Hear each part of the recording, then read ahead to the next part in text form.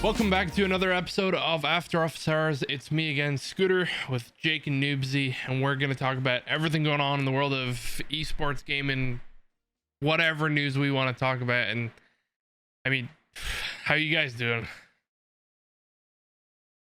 I'm doing good. Just chilling. Relaxing, chilling, killing. About to go on vacation. Must be nice. I know, right? It Ragnar. I mean, at least the weather's pretty good in Canada for once, so I can't complain about this summer. It's nice. So yeah, last week we spoke about an interesting topic that has been somehow, it seems our episodes are finding ways to link themselves topic to topic. And last week we were speaking about the whole plagiarism in esports, and art, like skins in R6, and DZ's recent moves, and big company wanting to join the ranks of DZ, apparently Activision, and Activision for COD. Big news is apparently one of their newest skins is a complete, and I mean, we'll put a picture somewhere. It's a complete ripoff. Yeah, it's when you sent me the photos, I thought it was you were just showing different views of the skin, but then you told me that one was the drawing and one was the one in the game, and I was like, oh. Yeah, and I did the exact same, because I saw Jake Lucky's tweet about this, he had originally responded to the artist, and the artist had made that comparison, and I was looking at it the whole time going, okay, like I want to see the stolen, and I did the exact same thing. That is the art on the left, that is the in-game footage on the right, and it's like that is literally one for one the same, like a Siberian husky on both of them. And literally, have you seen the image? Yeah, I have it pulled up right now. Yeah, that dude, it's I mean, it's the exact same one for one plagiarism, stealing ideas, which stealing or getting inspiration from an idea is one thing, but I mean, this is like one for one. I mean, they have the backpack, the pockets, the small thing, the pockets, the little, what is it, wiring over the right shoulder. Yeah, the arm pad and stuff. The scarf is the same scarf. Yeah. Even it's kind of funny because the COD skin obviously isn't as like chunky as the drawing is meant to be, but the face is like, yeah, it's almost, they've replicated it when, okay, well, that's not gonna fit on a COD body, made it like a human body in size, but the head is like one for one. It's like, I don't know how. The interesting thing is, right, this has been maybe a thing for 4 days now, I want to say, maybe I think it might be coming up on its 5th, and Activision hasn't said anything, and I can almost guarantee you they are shitting themselves. Like, they're digging through the trenches to find everything they can, and it's like, dude, whoever was asked to make this, whatever art director, art lead came up with this concept, he better hope he's got some old ass references like from like 2018, because this drawing's from 2019. He's changing the save dates on Google Drive right now. Yeah, honestly. Yeah, they're in deep shit, because I was looking through some of the comments, and some of the people were like, oh, well, did they copyright it, and did they do this, did they do that? Like, if they didn't do that, the Activision has the right to take it. And it's like, no, the second you create something and put it to the public, it's copyrighted, as long as it's yours, as long as, of course, you're not plagiarizing someone else's work. I wouldn't be surprised if down the road we find he actually copied it from someone else. But no, I mean, no, but honestly, knowing the world of fucking esports lately, like, I wouldn't be surprised. But the second they put it out there, like, that's copyright. So Activision, it doesn't matter how much money Activision has, they're not gonna be able to take that to court, because they're fucked. It's a blatant copy. This argument in here, it's like, COD ain't Fortnite that respect their fans' content. Activision always screwing over their fans just to make pennies. Epic have their emote list goes on for days for what they've stolen, and it's just a back and forth between all these Fortnite and Call of Duty fanboys that are just arguing who's terrible worse than the other. And They're you know, both pretty awful. it's one of those things too. Like speaking about like Noobsy, like you said, obviously there's a lot of people that come up with ideas like this, and it would be one thing if it was like the same sort of dog, but it looked completely different. But it's the problem is, like we were talking about, everything Exactly. is the same: the scarf, the pockets, the mesh on the back, the little fucking elbow pads. Like it's all the same, and it leads me to the question of, obviously, like you said, Noobsy, Activision aren't going to win this. If it turns out to be true, there's no way Activision wins, even if they take it to court. Um, so do you guys think if Activision does their research and their digging to find out the origins of their version of this, do you think if they find the artist is in the right, do they remove the skin? Do they keep it in but give this guy like 100% revenue of the skin? Or Yeah, I mean, what do we? there's got to be some sort of payout. Yeah, Because if they just take it out of the game, then like they still made a quick buck off of somebody else's design, right? yeah, I think they'll just take it out because, like what Jake said, they're gonna. Yeah. How many thousands of people bought that for? I don't know how much money this skin was. I assume probably Probably $10. 10, $20. Yeah, that's about. So thousands of people bought that at 10, $20. Like they'll just fuck it. We'll send it. Just delete it. yeah, And then the yeah. artist is gonna shit out of luck. If I was the artist, It's not in the game yet. So Okay, so they haven't made any official sales. yeah, off they it. according to the so they tweet, can pull it. Jake Lucky said Call of Duty announced the skin this past week. No response from Activision is made to sale, who is looking for compensation of some sort of resolve. Yeah, if it ends up going to the game, I, as the artist, would sue the fuck out of Activision for a cut. I would let them keep it, to be honest. But you gonna give me a percentage. Yeah, and I think that's the big thing. We're gonna have to see what happens, because I think we might see the skin stay in game. Credit will be given to the artist, and they may work on a a revenue split. But the Activision could also just say like, look, we want to buy the rights to this. We'll buy it right up front, because which I think is the more likely, because if Activision gives them a split, then it's gonna be it's gonna be a lot more than probably a settlement, if because it's a popular skin, right? Like when it got announced and shown, people were like, that's a cool idea. It's not for everybody, but it's like, that's a it's a funny niche thing that COD that COD has implemented that the people like, and I think it's a really cool skin, and it's something unique. And I can imagine we're gonna see videos like people trolling in that skin. Like, it's probably gonna be one of those skins where if you get shit on in COD and that the fucking Siberian Husky walks up to you, teabags you, and then you're probably throwing your controller across the room. So yeah, I don't know. I think they'll probably just try and go for a settlement up front, but I hope the artist gets a percentage split, because I think it's going to be a really popular skin, and that'll pay a lot. But speaking of paying a lot, the banks are looking green for FaZe Clan. Last week we were talking about it, making fun of it. It's in the red. It's in the green now. It's no longer FaZe red. It's FaZe green. In town, the green wall, baby. Yeah. Let's go optic. So we're gonna take a look at it right here, because yeah, FaZe is at 1309 as of end of day, Friday. So gonna curiously see how it shapes up Monday. Do you think God, some of these people are idiots. I'm so curious if a reverse psychology sort of effect happened, though, where like the only reason it's going up is because so many people are talking about it going down.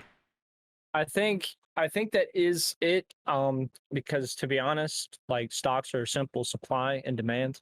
Yeah. I mean, if enough people think this is stupid enough to throw some money in, at some point they're going to run out of shares, which pumps the stock up. Yeah. So I mean, as the share number dwindles, it's going to go up. So I don't think it's long. I don't think it's going to go up much more. I would like to be wrong. Again, I'm just gonna have to miss the bus on this one because I don't want to throw my money in it. I'm up quite a ton on what I'm investing now, so I'm very happy with where I am. So I'm just gonna continue. Flex. I'm gonna continue riding what I got. I'm gonna miss the bus on phase. If it booms at Yeah. 50, whatever. I think it's dumb. I think it's dumb. So You case in guys hear point. this? He's rich. Case in point. Okay. So EGLX, right? You're familiar with EGLX, Oh, right? yeah. Scoots, Jake. Okay. So some gentleman put out his like a balance sheet kind of basically comparing phase to EGLX, and the fact that you can buy phase clan stock for 1309 and EGLX for I think it was like $1.50. The revenue coming in, or the total cash that each company has, is about the same, like cash on hand, and then their total debt. EGLX has like a third, not even a third, like probably like a fourth of what FaZe Clan has. So they have the same amount of money, but have much less debt, and they're bringing in. Good lord, EGLX is bringing in 184 million.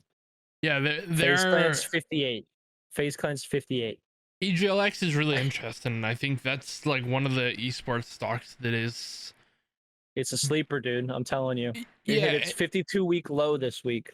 and So they. you know your boy bought some shares. Oh well, and it's a good idea, right? And because I think Not there's to cut you off, I'm gonna preface. None of us are financial yeah, people. none of us are. We're just kind of talking. Yeah, I mean, I do finances, but I'm not a licensed financial advisor. Don't listen to me. I see that, you know, they put this on Twitter and looked at the sheet, looked into the company, and was like, oh my god, they hit their 52-week low. Oh, hey Paisley, what are you doing? Paisley. They hit their 52-week low, so I'm gonna buy. I mean, why not? Just see where it goes. It can't get any lower. Yeah. Statistically, it is week low. The funny thing about it too is, right, like there's so many levels to stocks and investing where it's like you can look at like patterns and graphs, you know, is there an upward trend, you know, where are the pain points in the graph and stuff. But sometimes you have to think about it not in an investing point of view, whereas like EGLX is one of them, because their big thing that they had going for them was events, in-person events, and that's still, especially in Canada, that's still struggling heavily because of COVID. Like we haven't seen a lot of in-person events, especially on a large scale, and especially in esports. We're starting to get there though. It's rolling back. It's coming back. Canada not so much. I mean, Canada's still being really slow, but it's one of those things. One isn't Canada being slow. Wow. Yeah, dude. But it's one of those things where like a lot, you can look at any Canadian stock. Like one that I was looking at was Air Canada, which is like one of our big airlines. Before COVID, they sit around 50. As soon as COVID hits, they go down to like 12. They currently sit around like I think 19 last I checked. And it's blatantly obvious that it's COVID. And if you really want a long haul play, you can put money into it now. Don't look at it. Once COVID is officially over, and I mean fully, and we don't know how long that's going to be, then, you know, that's going to go back up. Will it hit the 50? Probably not, because a lot of those companies are struggling, but that's the weird thing about the United States, because whatever you guys are going through happened like 2 months after COVID here in the United States. yeah. Because I remember the day when I was working in my previous job, my heart fucking sunk because I was just getting into investing. I had started before the whole COVID thing, and I was like, oh my god, dude, this is sick. It's up. Yep. Went straight down, and I was just like, I'm never doing this again. And then I got my stimmy. I bought something that I bought a pistol, and then the rest of the mones went into stocks. Okay. So, and then it just it kept going. It was the COVID bump. It just, as soon as it tanked, it just fixed itself and went higher than it was going before. Yeah. So I mean, I think And you know, a lot of companies are still struggling, but like what you're saying, Yeah. I mean, just throw money. And the thing is, right? Like, like I said, there's a difference between looking at a stock and like an investment logically versus like, common sense more so. Because with airlines and stuff, it's gonna be. Did you just spell on yourself? A little bit. I just looked at his shirt and saw Yeah.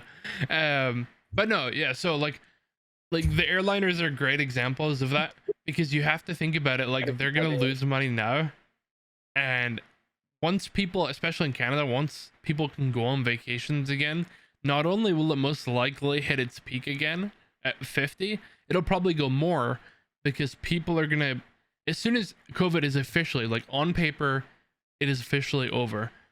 So many people are gonna be willing to go on vacations and stuff and want to get out of their own fucking country for a couple of months or a couple of weeks that any air travel will boom. Like it's gonna be so expensive to get flights because they're gonna be packed full. Yeah, I'm tired of being in my own country. That's why I'm going to Panama City Beach this week. Yeah. I'm tired of being in Georgia. I'm gonna go to a different country. I'm going to Florida. Georgia education, ladies and gentlemen.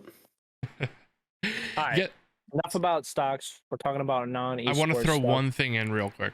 Go ahead. Just because it's nothing to do with what we were talking about, but it just made me think because we were talking about countries and stuff. You want to know a fun fact? Did you know the UK has a higher population? And that's, for people who don't know, that's where I'm from originally. I moved here 8 years ago. Scotland forever. But the UK has a higher population than Canada. Yeah. And you can fit all of Scotland in one of our lakes. Well, what's the stat? Like, there's a larger population of US citizens living north of Ontario or something like, or north of Toronto. It's something weird because of how Toronto dips below into part of where like US border is, like Seattle is more north than, and so there's like a larger population of people that are American living above Toronto than Canadians. Probably, yeah. Yeah, Canada's ridiculous. Like I think we have, was it 10 times more the amount of people than you guys do? Oh, you guys have 31 million and we have like 310 million. I mean, it's probably much California more now. alone has, I think you guys have people. I think California's 1 million population less than the entire Canada. Yeah. And so it's like crazy. That's one state.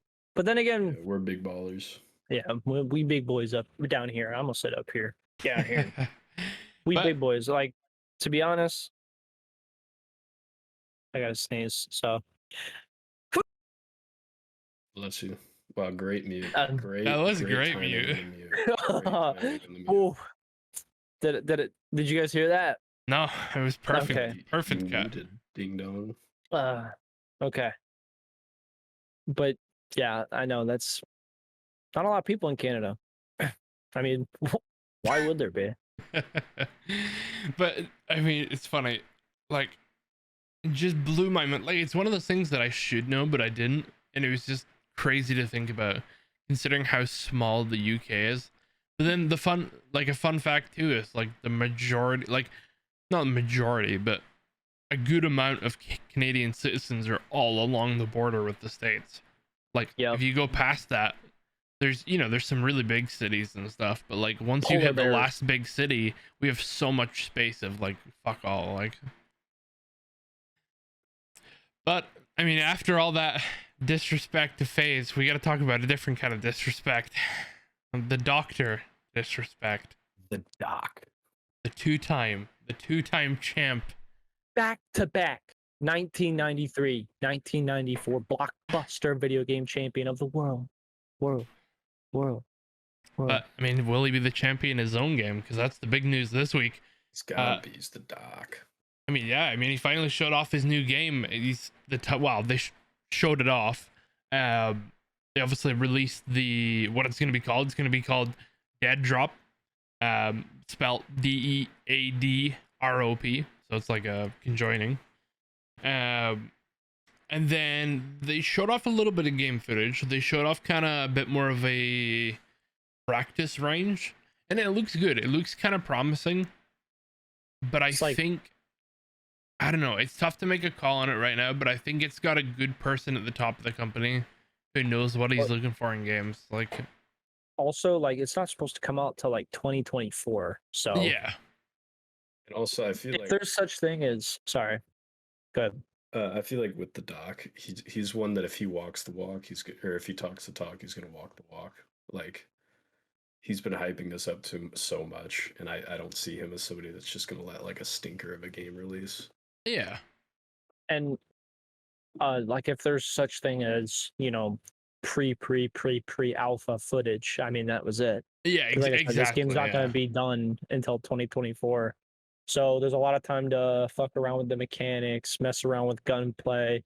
Like, and, you know, Doc complains all the time. Like, oh, if I made this game, it'd be, I'd do this, or the maps would run like this. And I'm like, I'm happy he's doing it, because I'm willing to try it, you know, regardless of what people say.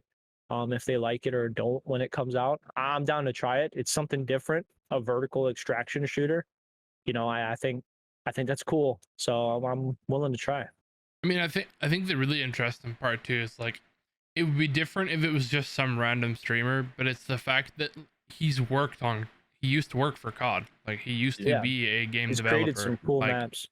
Yeah, he's part of the reason COD fans have had some of the maps they got and loved. Like, he's been part of that team. Obviously, he left to pursue other things and then ended up being streaming, but like, that, it's crazy. I mean, he knows what he's talking about. When he has a vision for something, he can actually not only explain how it's executed, and I think that's going to be the big thing. And he'll the benefit of being a streamer and a high profile person while making a game is, if he wants honest opinions, he can send the alpha to 50 pro FPS players and be like, hey, how does this feel compared to your game? Yep. And all that feedback is going to come back to such a positive place, on top of his own experience and third-party testers that they ask to play the game as a more casual audience. So I think it's promising. I think a lot of people have the, you know, people are complaining about the NFT stuff in the game, even though, like, I think it's just people being so close-minded. Like, he's already said NFTs have nothing to do with the game. This is like a backer sort of thing with some privileges, but it's gonna have like no direct place in the game. And it's like, if you're really gonna shut down this game for that, then I don't know. What do you guys think? Do you guys think the NFT things like? I get the idea of it. Like, it's to give you a stake in the game. Like, I can't imagine that, like, say you get an NFT, it's not going to be like a pay to win kind of thing. So you can fully opt out of that. Yeah, exactly. I assume, as somebody like me will do. I won't really care enough to get into that part of it. Well, yeah, I think it's only I genuinely think it's only backers. Like, I don't even know if there'll be NFTs. Okay. Yeah. Okay. After launch. So yeah, that makes way more sense. Like, it gives them a stake in the game to make sure that, you know, if the game's succeeding, then their NFT will be succeeding. Yeah. Right. But yeah, it's not like if you get the NFT of this certain skin, you get like aimbot or, you know, your hitbox changes. Yeah. And I mean, I know that is part of the privileges of having it, is like, I know you're gonna get cosmetic stuff. I'm pretty sure you already said that, like, publicly. There will be some benefits to having it outside of it being an NFT, but I think that's cool. I think actual gameplay. Yeah, and I think we're gonna see a lot more games doing that. I mean, as much as people like that's an episode on its own, but like, the people bash NFTs a lot, but I mean, we've already had NFTs for years. They've just not been called NFTs. Like, so I mean, we'll see. We'll see. Sorry, let's make a game. Let's make a game that's broken. like I'm talking about, like that's the whole point of the game is for it to be broken. Hell yeah. Broken guns, broken spots to hide, broken maps, So like CS:GO. every little thing you could ever want. So Call of Duty. Yeah. You're just naming things that are already Wow. in rotation. You know, that's the thing, you know, because I went back to Modern Warfare 2 like a few weeks ago, just played like a game or two, and I realized like, man, that game was broken. And I just want that again. I want everything that's to what be was fun so about it. good. I want everything to be so good that it's broken. It's terrible.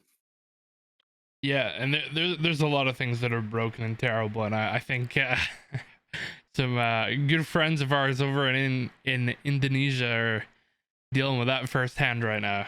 Some broken services, some real broken services.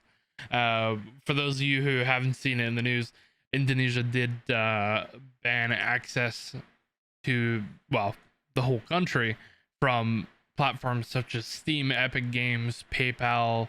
I believe Origin was also one of them, and that's crazy. I mean, the whole country just lost it instantly. Yeah, that's what is like curious, or makes me curious, is like I know that there are players in the APAC South region that are from Indonesia, and I'm sure that goes more with other games too, but it's like, are they just not able to play? Like, can they even load up a game? No, I don't think they could. No, yeah. Most of Or is the it like if they have an Epic Games client, like can they load into it but it's just offline? Probably Or not. can you just not even access the game? I can't even get on to the game. Yeah, they just That's where it pulls the they nerfed art up Indonesia gamers. I mean, and here's the thing, right? Like, obviously, I was doing a bit of research before because I knew I wanted to talk about this. So it was like, it's interesting. So to break it down a little more, it's the reason this happened is because of a law called the MR5 law. What Isn't that a BMW? It No, is. I'm just kidding. No, but Indonesia wants to be able to collect data about specific users, obviously people who reside in Indonesia. If they want to access their information, they want to be able to. And I imagine, I haven't obviously read every bullet point of the law, but I imagine it's in very specific situations because they clarify that it is specific users. So maybe people that are on a watch list, or even just people that they're suspecting there's, whether it's fraud or anything like that going on. And obviously companies like Steam, Epic Games, PayPal, Origin, and all of those didn't comply with this law. Now, can they come back? Yes. And I think a lot of these companies have already applied, but now they have an even longer process. So the longer they take to apply, the longer Indonesian citizens are gonna be without these services, because it could take anywhere from weeks to months, and that is crazy. Like, it's a interesting law. I mean, data collection's always a really tough spot to talk about. Hey, in my opinion, just be like America. Just collect data anyway. Say that you're not doing it, and then illegally collect data anyway. I mean, you know, what's stopping them from tapping phones? Like, just do it to everybody. Just get some Huawei phones. You know what I'm saying? No, that's not even that. No, just stay for the safety of the country. We're just gonna listen to everybody. Man. I mean, I don't know. It kind of hurts my brain to think about. Like, I really hope, and I hope we hear some more about the Indonesia stuff, because I want to know how long people are going to be without Steam and stuff. Now, on one hand, I've heard a lot of people saying, you know, these companies have probably all applied already and are rushing it as fast as possible, because from what I've been reading on Reddit, there's even been some like Indonesian people saying, you know, Indonesia loves free-to-play games. It's apparently just a thing across there. And the big thing about free-to-play games is there's always some cash transaction in it. And apparently a lot of these companies, if they don't correct their mistakes, they're gonna lose a lot of money. And it's like I mean, if you're Yeah. losing a whole country, that's gonna be a noticeable chunk. Like, Indonesia is a huge country. Like, even though it's a bunch of islands, like there's hundreds of islands that make up the Indonesian country. And they like free to play games because, you know, most of them, the country is not known for being a very well off country. So if they can connect to the internet, play free games, just the amount of people that will be willing to buy one skin if they can, if you just take out those people that just buy those one skins whenever they can, it's still a ton of money. yeah, You know, it's funny because I actually was talking about this a couple of, well, not maybe 2 weeks ago, and it's a really interesting point of view for this because people always ask, like, you know, why is it free to play and why is there always in-game transactions? And it's because they target people who can't afford, or so they target the people who can't afford to buy games at full price. They also target people who are impatient. And the reason they do that is because, you know, you can get $5 one day and you have $5. Now, are you going to save until you have the 80? Or are you just going to spend that 5 on like a cool skin or if it's a free to play game? And they know they can get more money out of you in the long run where, you know, you're spending $5 a week instead of, you know, saving up for the 80. It's just like that's on the more like bad with money side, obviously not on the wealth side. I can use an example that where I've been caught in some sort of payment like that. So one of my buddies bought me the most recent FIFA, and I was like, oh well, I didn't spend the $80 on the pro version that I usually would. So how about I just buy some FIFA points? How about I just throw some FIFA points on my account? See what I get. Go through the 80. I'm like, I just need like a few more coins to be able to get like the last player I need for my team. I'll throw like $20 more, and then, you know, I get set up like that. And that's just money that just gets re-rolled back into the system. Yeah. And I think, sorry, no, go ahead. Yeah, I think Fortnite changed, as much as everyone shits on it, Fortnite kind of changed that because they made that shit popular. It revolutionized gaming. And I'll have to talk to my best friend Robbie, and the next episode I will get a dollar amount count for his skins because he has boasted. Keep in mind, granted, he got he got most of the college paid for, but he went to school for nursing, and he said his Fortnite inventory has more money in it than his student loans. And I don't think he's being joking about that. I think he's being dead serious. I'm disgusted by the amount of money I've spent on microtransactions across all games. Like what you said, Scooter, you know, if you do that skin for $5, you know, they do that a month. That one person is spending $60 a year. That's the price of a game. But then think of how many millions and millions and millions of players across the world do that. They've paid for the game, essentially. Yeah. They paid for the game. And if they're really enjoying that game, and let's say it is a game like Fortnite where it's popular for several years, that's $60. Let's say they only play for even 3 years. Or even 2 years, actually. That's $120. They've paid for the game twice. Yep. By only spending $5. And I will say, I've completed the battle pass 2 times. Consecutively. I did get the Darth Vader skin, dude. I'm not gonna lie, I spent money on Fortnite this week. I bought the LeBron James skin in the pump it up emote. I hate you so much, dude. Think about it. I bought the John Cena skin though. I ain't even. Oh, what column am I in anymore? Okay, so listen. Get the gritty with LeBron James. So yeah, basically we're a bunch of idiots, but I don't ever play Fortnite. And then they brought out that no building mode. Completed that battle pass for that. No build mode has changed the game. It's brought me back into it because I can't stand, as much as I liked building in the beginning, everyone got too good and I just ended up thinking it was stupid. Yeah, so, I loved building when I was good and then everybody Well, season 1 of the game, no one knew what to do. Yeah, when they first added like Builder Pro. Yeah. So anyway, I think as much as I joke about Fortnite. Fortnite kind of changed the gaming industry as a whole. Oh yeah. It'll be looked back 20 years from now as like the amount of things Fortnite brought to the table is kind of ridiculous. You know, the free to play battle pass, you know, I mean, and then the fact that they give you the money for the next battle pass while you're playing it. Yeah. They give that back. Every game does that now, and everyone keeps buying the new battle pass because they use what points they earned on skins.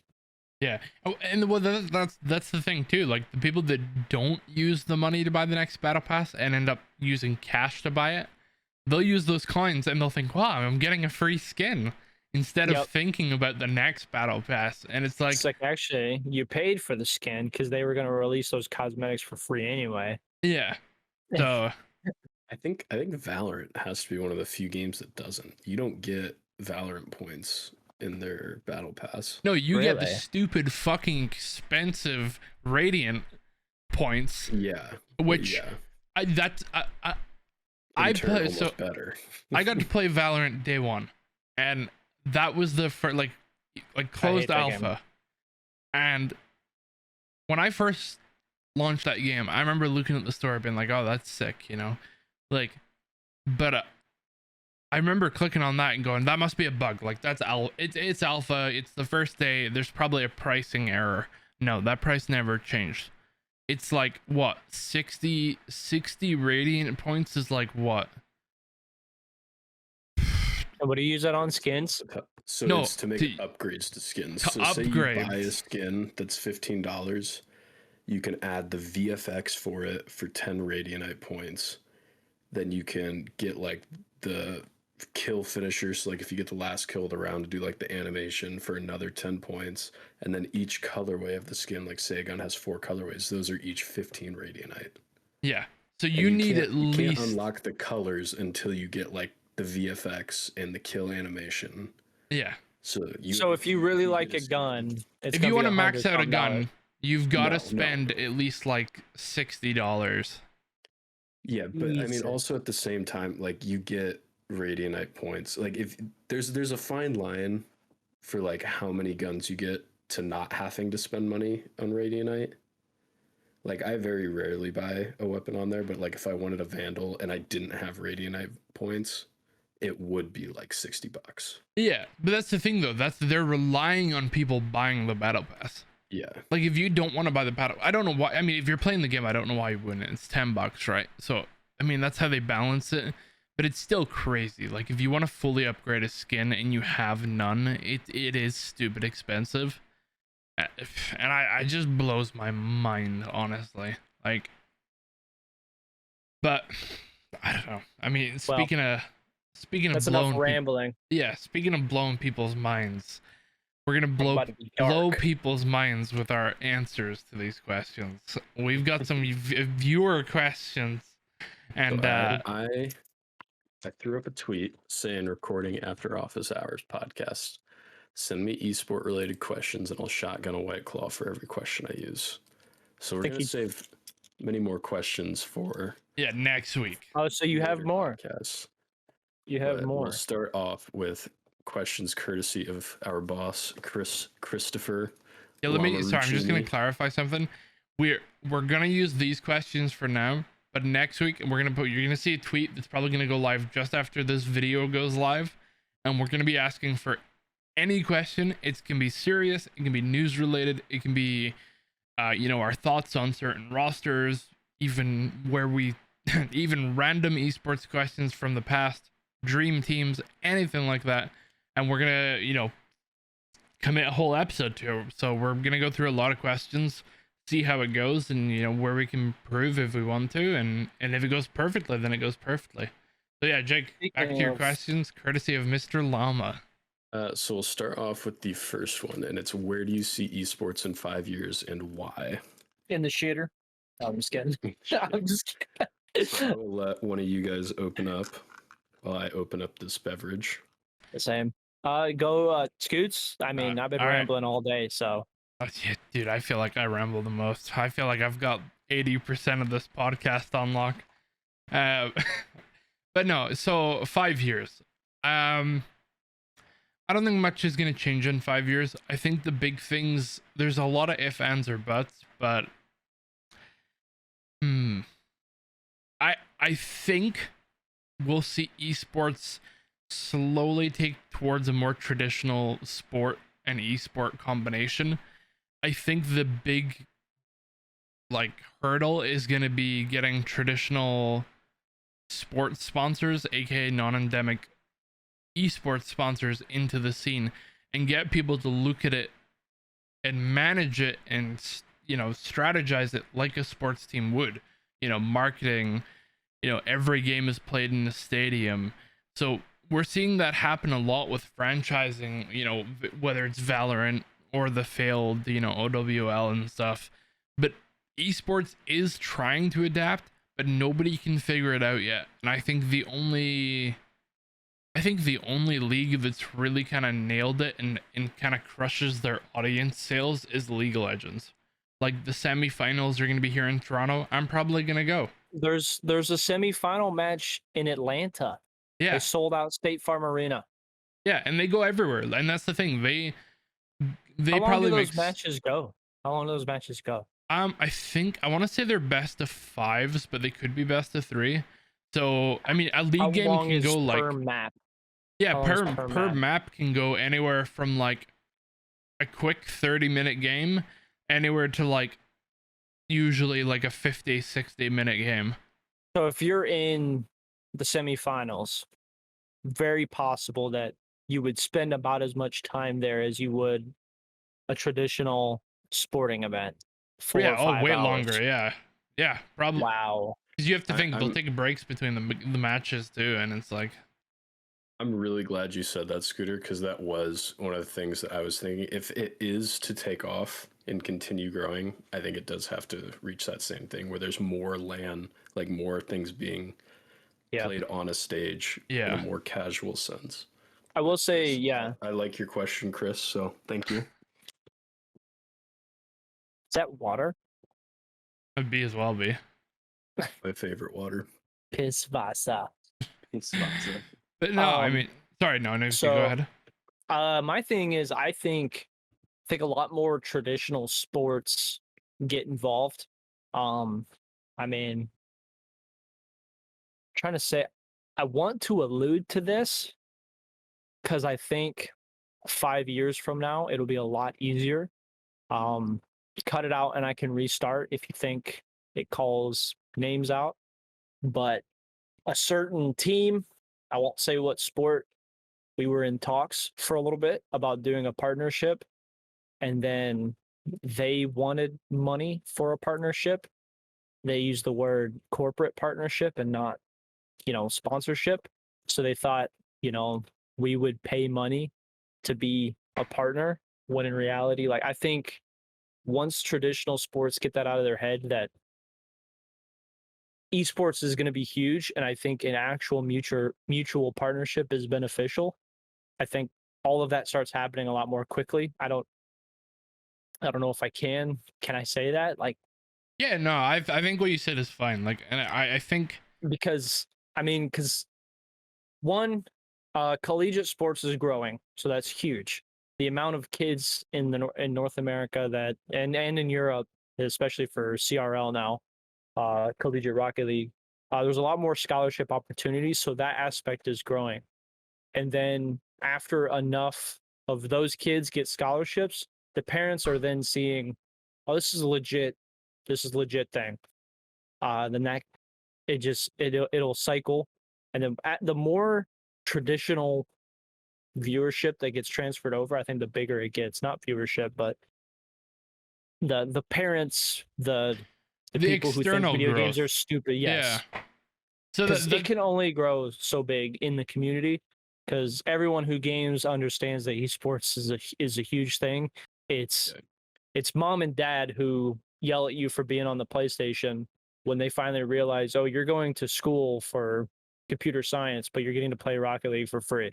Like, yeah, and I was gonna go on. Honestly, I was about to actually touch on something identical to that, because it goes perfectly hand in hand with the fact that investors as well in esports.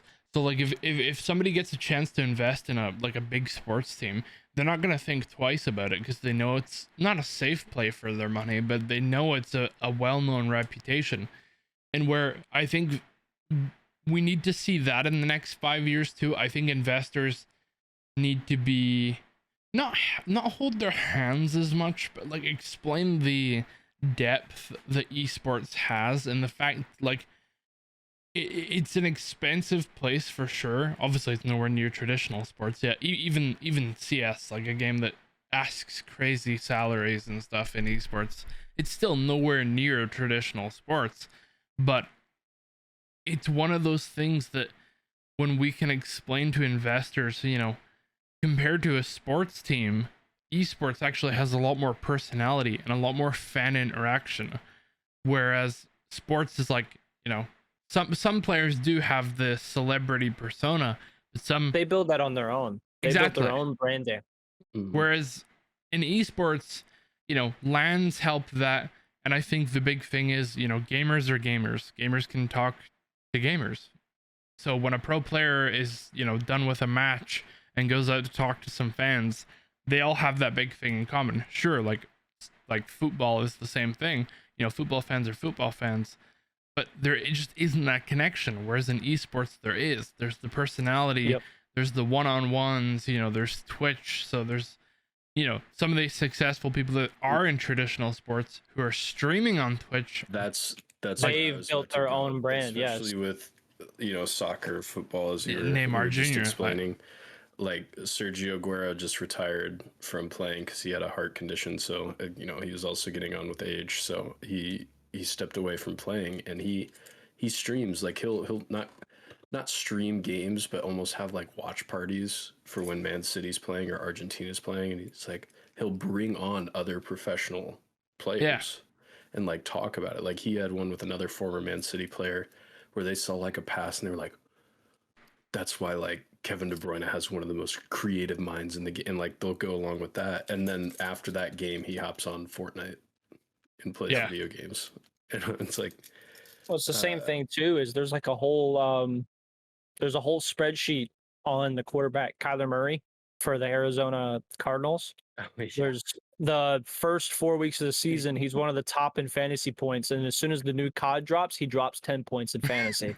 Because it's called the COD Kyler effect or whatever. I forget what it's called, but it's just like, but that's the same thing. It's Kyler Murray. He streams, he plays video games, he's known to play video games, but you don't see teams like the Arizona Cardinals pimping out his Twitch stream, Exactly. But I think that's something that, but when it comes to investors, I think that's something that esports needs to work on, because to be quite fair, probably 90% of the orgs don't need to have money put into them.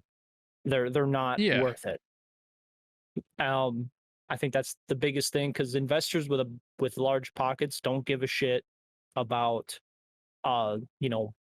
brand personality and this and that. They only see numbers, figures, ROI, it's a money play. So when they see someone like, of course they would invest into this hockey team or this baseball team because there's thousands of fans, there's dollars you see there. There's people in seats, literally. Whereas what we've come to realize working in esports is that these huge prize pools don't mean shit. They mean nothing. That what we make our money on is merch, sponsors, everything else. I mean, just so as an investor, that I think us as a community of esports, that the orgs have to get better about really showing the return on investment for these guys. Then the money will come and it will explode. Yeah, and that's the big thing. So, I mean, last thing I'll touch on this question is, like you were saying, the big thing is they, like with a traditional sports team, with people in seats, they need to see that correlation in esports, and then we can start pushing it. Because if they get told you could make 20% of your investment back a year in esports, or you can go with this sports team right now and you're guaranteed 8% a year, Sure, Yeah. it's a lot less than half, but it's a safer play. And if that's the investment they're going for, also publicly, a lot of older investors would rather be tied to a sports team. So Yep. it's like, I think, I mean, 5 years, a lot could happen, but I think big things are like what we talked about: investments, growth internally in orgs, and also the franchising, but not franchising in some esports. Like it's going to be really tough, and I think it's going to be a real, walking on eggshells path to get there. I don't think it's going to happen in 5 years. Too? No, Yeah. I think that takes longer. You prepping question 2? Yeah, let's hop right into it. Let's hear what question 2 is. They saw me looking down. Okay, so next question is, what is the most important factor when signing a roster to an org? Do you want me to start again, or? I was gonna say we can let Noobsie run as a GM of an esport for an org, what he thinks.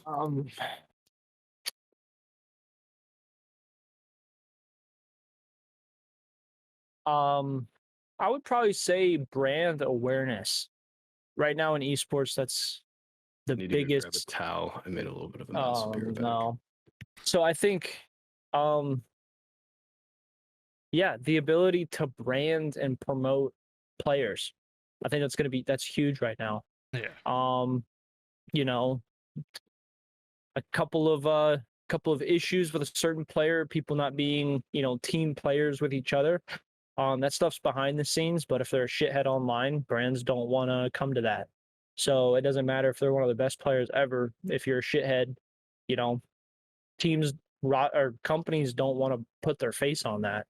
So I think that's kind of huge, is the brand ability of not just teams, but certain players. That's one thing that gets looked into, is what are they doing on social media? Are they being a shithead on Twitter, Instagram? Is there people in the community that don't like them? If they don't like them, why? What are they doing on TikTok, Instagram, Twitter, YouTube? I mean, what are they doing to promote not just them, but the team as well? So yeah, and that's pretty much what I was gonna say. Like it's also be good at the game. That might be you'd hope so. Be good at the game. Brilliant. But yeah, that's pretty much what I was gonna say. Like it comes down to, like, I mean, I'll take it in steps. So like if I'm looking at a team and wanting to sign them, first step obviously is, what are their results? And obviously this is not in what matters the most, but this is the steps. So first, results, because obviously you want to know who you fuck you're talking to. So, how do they place on a yearly basis, stage basis?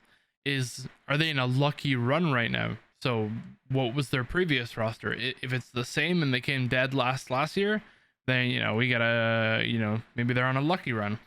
So you look at their stats. Then you go to what Noobsie was talking about. You look at their individual brands, and their brands as a trio, 4-stack, 5-stack, whatever. Are they posting? Are they building a brand for themselves? Are they streaming? Are they posting YouTube videos? Or are they taking interest in stuff outside of their main career? Are they going to have a career after they're done being a pro player? And then the next step is, when you start talking to this team on a more serious, like, negotiation, are they willing to do stuff for the team? And whether that's in terms of content, ad promotion, sponsor, announcements. Are they willing to be a part of that, or do they just want to get a paycheck, play their game, and then log off for the night? And well, sorry, go ahead. Oh no, I was just gonna say, and like some of the most impressive players, doesn't even matter about their skill. If they've come forward with like, hey, I want to do this, this, and this, and they know what they want to do outside of being a pro player, and they say, I want to stream, I want to, let's do a jersey shoot, I want to help you push merch, then you already know that this might be, and this is where esports really sometimes has to get a bit more businessy, this might be the better play than the better team at higher money. It's like, Yep. It's definitely a balancing act when it comes to signing teams, and I think finally the last kind of I notch think. Go ahead. no, just the last notch in the belt is kind of sitting there looking at the team overall. So what do they have any weaknesses? Is it a mental thing? Is it a personality thing? Are they a fantastic team, but behind the scenes, do they even mesh well together? It's a lot of individual personality, and I'm not talking about Brandon. That's kind of like the final thing, like attitude and stuff. Yep. Towards a healthy workflow. Yeah, I mean, you guys touch most of the points that I would have said, especially with like that brand recognition part, like where you have to, like what we were saying with the sponsorship in the last question, like can they push those numbers? Like, yeah, more businessy side, but and then another one that I'm sure some of us can relate to with having that good standing in a community, people that are toxic in game. They Esports, can get you in trouble. The esports community will eat you alive if you're a shithead. Like, I mean, one example I like is Calm, who plays Rocket League for version 1. He's a shit talker, but in like a good way. He's not toxic to where he's gonna get in trouble for it. He's just trying to like spark up rivalries and get it's just going. It's your trash. There are those people you're that so bad. say the wrong thing and get you in trouble. Yeah, Calm just screams, "You're trash. You're bad. What are you doing?" He goes like that's trash talk, which is It's a very blurred line though. COD trash talk goes from tame to bad. Question, Llama. Great questions. Do we have any more after you're finished your nice beverage there? Well, you asked why I'm one of the coolest people in Indiana, but I thought that was just a given that I'm great. Oh, weird flex. Fucking two weird flexes tonight. Weird, dude. I mean, there aren't many great people in Indiana, so there's not much. You're probably like, what? How many people live there? Like 6? At least. They're all his neighbors. Maybe 7. There's a couple houses down the street past the cornfield and scarecrows. But yeah, so that'll be it for us this week. I mean, obviously those questions were a good taste of what we're kind of expecting for next week on the more serious side. But we are going to be open to all kinds of questions, lighthearted, funny, direct questions to any of the 3 of us. Anything in general, whether it's esports, news, gaming, memes, whatever you want to post, just send it our way. You're gonna see the tweet tomorrow after this goes live, so it's gonna be on the Wednesday, and then we're gonna go through them all. We're gonna pick as many as we can, and that's gonna be a whole episode dedicated to that. So we just want to say a huge thank you to our sponsors: React, Raven, Shakepay, Compete, and Zoe. Actually remembered it this time. There you go. Nailed it this time. Improvement Indeed. And then Noobsie, I know you wanted to touch quickly on so PB at the time that this goes live, our new content creator will be announced, as long as Scooter does his job. Hey, if I get, it might not be me, it might not be get greenlit, dude. So can I say? I wouldn't, because just in case. Okay. Well, special guest. If you guys saw the tweet, we're doing a giveaway. Me, Upton, and we'll be at Worlds, and we'll be giving away 10 hats. I'm trying to come up with some things that we can do, because I don't just want to do a random giveaway. I want it to be fun. I want someone to take a picture of Upton, but it's not Upton. Find the person in the venue that looks the closest to Upton and bring it to me, and I'll give you a hat. You find any children there? Something stupid like, first person to come find where I'm at in the venue and tell me what our org was before Parabellum gets a hat. First person to get Upton a girlfriend gets all 10 hats. They need a lot more than 10 hats. I might give them 20, dude. Shit. Might throw a jersey in. We love you, Upton. We love you, Upton. No. Upton, I love you. Yeah, so we'll have to see if Noobsie's gonna leak stuff at at Worlds. But that's gonna be it from us. So we're gonna see you all next Tuesday, and yeah, we'll catch you after the next Off Stars.